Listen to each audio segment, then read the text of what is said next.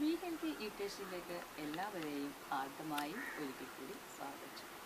ഇന്ന് സന്തോഷമുള്ള ഒരു ദിവസമാണ്. നമ്മുടെ ചക്കയെ കേരളത്തിൻ്റെ ഔദ്യോഗിക ഫലമായിട്ട് പ്രഖ്യാപിച്ചു.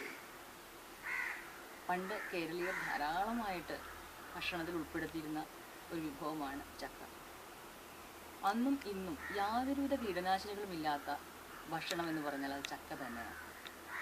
ചക്ക ഉണ്ടാകുന്ന കാലം മുതൽ ഇടിച്ചക്ക, പൊട്ടച്ചക്ക, പിന്നെ പച്ചച്ചക്ക, പിന്നെ പഴുത്ത ചക്ക, ചക്ക കൊണ്ട് 1000 വിഭവങ്ങളുണ്ട്.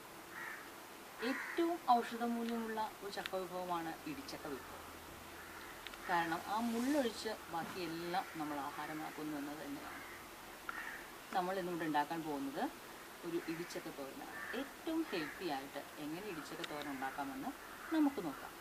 അതേപോലെ തന്നെ ഒരു കാര്യം പറഞ്ഞുകൊള്ളട്ടെ, നമ്മൾ ധാരാളമായിട്ട് നമ്മുടെ നാട്ടിൽ ഉണ്ടാകുന്ന ഒരു വിഭവമാണ് ചക്ക. പക്ഷെ നമ്മളെല്ലാവരും അതിനെ വേണ്ട വിധത്തിൽ ഉപയോഗപ്പെടുത്തുന്നുണ്ടോ? പലതും കുറേ അധികം പാഴായി പോകുന്നുണ്ട്. ഇനി വ്യാവസായികമായിട്ട് പച്ച ചക്കപ്പൊടിയൊക്കെ വന്നു തുടങ്ങിയിരിക്കും. നമുക്ക് അത് വാങ്ങിക്കാനായിരിക്കും താല്പര്യം. അങ്ങനെയല്ല, നമ്മുടെ വീട്ടിൽ ചക്ക ഇല്ലെങ്കിൽ നമ്മുടെ അടുത്തുള്ള പ്രദേശങ്ങളിലൊക്കെ, കാരണം ഒരു പ്ലാവുണ്ടെങ്കിൽ തന്നെ ആ ഒരു ഗ്രാമത്തിലെ മൊത്തം ആൾക്കാർക്ക് തിന്നാനുള്ള ചക്ക അതിനകത്തുണ്ടാകും. അപ്പോൾ നമ്മുടെ വിഭവങ്ങൾ കണ്ടെത്തുക, നമ്മൾ ചക്ക വിഭവങ്ങൾ ധാരാളമായിട്ട് നമ്മുടെ മെനുവിൽ ഉൾപ്പെടുത്തുക. എല്ലാവർക്കും ആരോഗ്യമുണ്ടാവട്ടെ എന്ന് ആശംസിച്ചുകൊണ്ട് നമുക്ക് എങ്ങനെയാണ് ഹെൽത്തി ആയിട്ട് ഇടിച്ചക്ക തോരൻ ഉണ്ടാക്കുന്നതെന്ന് നോക്കാം. അപ്പോൾ ഞാൻ ഒരു ഇടിച്ചക്കയുടെ പകുതി എടുത്ത് വേവിച്ച് ഇടിച്ച് റെഡിയാക്കി വെച്ചിട്ടുണ്ട്. എങ്ങനെയാണ് ഇടിച്ചക്ക ഈ പരുവത്തിലാക്കി എടുക്കുന്നതെന്നുള്ളത് ഇടിച്ചക്ക കുരുമുളകിട്ടും ഉലർത്തിയത് എന്ന ഒരു എപ്പിസോഡ് ഉണ്ടായിരുന്നു. ആ എപ്പിസോഡിനകത്ത് കറക്റ്റായിട്ട് കാണിച്ചിട്ടുണ്ട്. അങ്ങനെ കാണിച്ചിരിക്കുന്നതുകൊണ്ടാണ് ഞാനിപ്പോൾ വീണ്ടും റിപ്പീറ്റ് ചെയ്യണ്ടല്ലോ എന്ന് വിചാരിച്ചിട്ട് അത് കാണിക്കാത്തത്. അപ്പോൾ ഇടിച്ചക്ക റെഡിയാക്കി വെച്ചിട്ടുണ്ട്. ഉപ്പൊക്കെ ഇട്ട് വേവിച്ചിട്ടാണ് ഇടിച്ച് തയ്യാറാക്കി വെച്ചിരിക്കുന്നത്. ഇനി നമുക്ക് വേണ്ടത്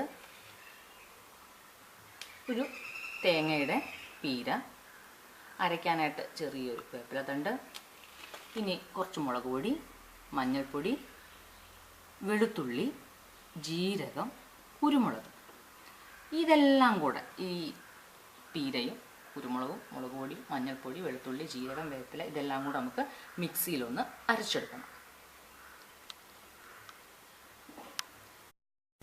ഇനി നമുക്ക് വേണ്ടത് ഇത് വറുതാളിക്കാനുള്ള സാധനങ്ങളാണ്. ഉണക്കമുളക്, വേപ്പില, ചെറിയ ഉള്ളി അരിഞ്ഞത്, കടുകും വെളിച്ചെണ്ണയും ഉപ്പും കൂടെ ഇതിന് ആവശ്യമാണ്. നമുക്ക് എങ്ങനെയാണ് ഏറ്റവും ഹെൽത്തി ആയിട്ട് ഇടിച്ചക്ക തോരൻ ഉണ്ടാക്കുന്നതെന്ന് നോക്കാം.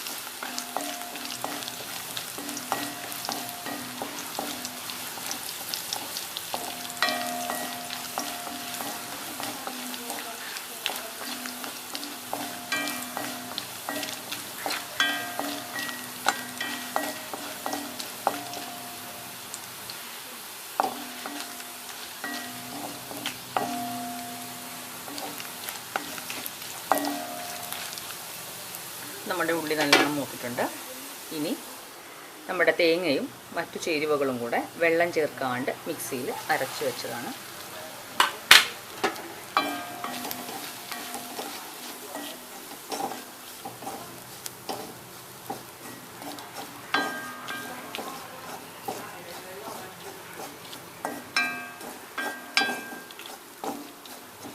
കുരുമുളകും വെളുത്തുള്ളിയും ജീരകവും ഒക്കെ ചേർത്ത് അരച്ചേക്കുന്ന ഈ തേങ്ങ ഇങ്ങനെ മൂത്ത് വരുമ്പോഴത്തേക്കും നല്ല ഒരു സ്മെല്ല് വരും. ആ സമയത്താണ് നമ്മൾ തയ്യാറാക്കി വെച്ചിരിക്കുന്ന ഇടിച്ചക്ക ചേർക്കേണ്ടത്. ഇന്ന് ജനവത്സ അല്പം പിണങ്ങി മാറി നിൽക്കുകയാണ്. ഒരു കയ്യിൽ ക്യാമറയും ഒരു കയ്യിൽ ചട്ടുകവുമൊക്കെയാണ് ഞാൻ പരീക്ഷണം ചെയ്യുന്നത്.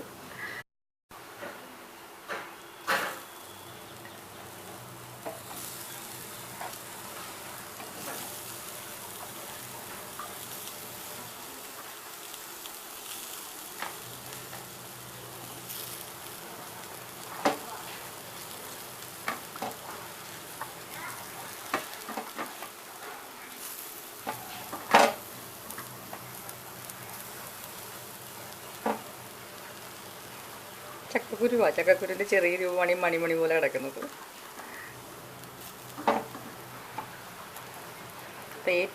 ചക്കയുടെ ഏറ്റവും ഔഷധ ഗുണമുള്ള ഒരു പ്രിപ്പറേഷനാണ് ഇടിച്ചക്ക വിഭവം എന്ന് പറഞ്ഞാൽ. മലയാളികൾ ഒരു 3, 4, 5 ഇടിച്ചക്ക ഒരു വർഷം കഴിച്ചാൽ തന്നെ ആ ഒരു വർഷം വേണ്ട അവരുടെ പ്രതിരോധ ശക്തി അവർക്ക് കിട്ടിയിരിക്കും. നമുക്കിനി നല്ലവണ്ണം ഒന്ന് മിക്സ് ചെയ്ത് എടുക്കണം. അപ്പോൾ എനിക്ക് ഒരു കൈ കൊണ്ട് മിക്സ് ചെയ്യാൻ പറ്റുന്നില്ല, അതുകൊണ്ട് ഞാൻ ക്യാമറ തൽക്കാലം താഴെ വെക്കുകയാണ്. മിക്സ് ചെയ്തതിന് ശേഷം കാണിക്കും.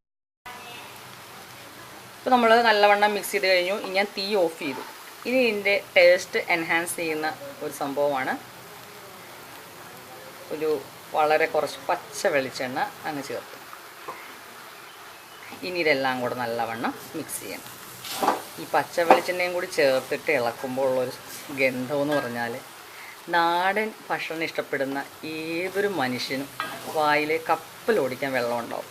അതേപോലത്തെ നല്ല ഗന്ധമാണ് ഇപ്പോൾ വന്നുകൊണ്ടിരിക്കുന്നത്. നല്ലവണ്ണം ഞാൻ നേരത്തെ പറഞ്ഞ പോലെ ഒരു കൈ കൊണ്ട് ഇളക്കാൻ പറ്റുന്നില്ല. തൽക്കാലം ക്യാമറ ഓഫ് ചെയ്യാണ്. ഞാൻ നല്ലവണ്ണം മിക്സ് ആക്കട്ടെ.